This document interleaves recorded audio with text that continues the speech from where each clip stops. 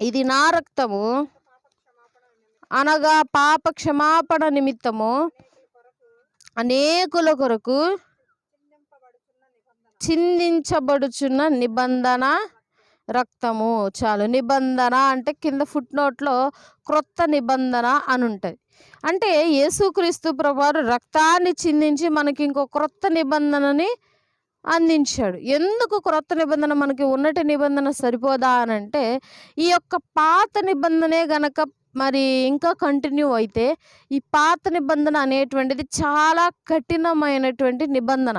ఈ నిబంధనలో మార్పు జరగకుండా క్రొత్త నిబంధన రాకపోయుంటే ఇప్పటికీ ఎక్కడో ఒక చర్చ్ ఉండేది. ఓన్లీ అక్కడ లేవీలే యాజకత్వం చేసేవాళ్ళు. ఇట్లా ఎక్కడ పడితే అక్కడ దేవుని గురించి చెప్పేవారు కాదు. మనకు కూడా 7 పండగలే ఉండేవి. మనం కూడా ఇజ్రాయేలీలాగే ఉండేవాళ్ళం. ఇజ్రాయేలీలు ఎవరు వచ్చి